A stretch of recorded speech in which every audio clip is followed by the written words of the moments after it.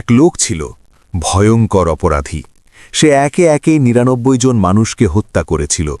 তবু তার বুকের ভেতর এক রাতে অদ্ভুত একটা আগুন জ্বলে উঠল। আমি কি কখনো আল্লাহর কাছে ফিরে যেতে পারব? সে গেল এক খুব ধার্মিক বলে পরিচিত মানুষের কাছে, একজন আবিদ বা উপাসক। লোকটা কাঁপা গলায় জিজ্ঞেস করল, আমার তওবা হবে? উপাসক বলল, ৯৯ জন খুন করেছ, তোমার তওবার কোনো রাস্তা নেই। এই কথা শুনে অপরাধী রাগে অন্ধ হয়ে তাকেও হত্যা করল। এখন সংখ্যা ১০০।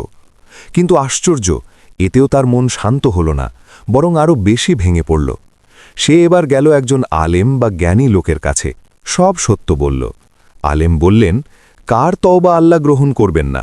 অবশ্যই তোমার তওবা হবে, কিন্তু শোনো, তোমার শহরটা খারাপ, ওখানে ফিরে যেও না।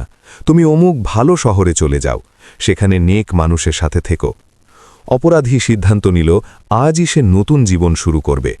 সে রওনা হল সেই ভালো শহরের দিকে, কিন্তু পথে তার মৃত্যু এসে গেল। এখানেই চমক, রহমতের ফেরেশতারা আর শাস্তির ফেরেশতারা এসে বিতর্কে জড়াল। রহমতের ফেরেশতা বলল, এ লোক তওবা করে বের হয়েছে। শাস্তির ফেরেশতা বলল, কিন্তু সে তো ১০০ খুন করেছে। আল্লাহর হুকুমে মাপা হল সে কোন শহরের কাছাকাছি ছিল। মাপার সময় আল্লাহর রহমতে এমন ব্যবস্থা হল যে লোকটা ভালো শহরের দিকে সামান্য বেশি কাছাকাছি হয়ে গেল। ফলাফল, তাকে রহমতের ফেরেশতারাই নিয়ে গেল। পাপ যত বড়ই হোক, সত্যিকারের তওবার দরজা বন্ধ নয়, তবে তওবার পথে পদক্ষেপও নিতে হয়।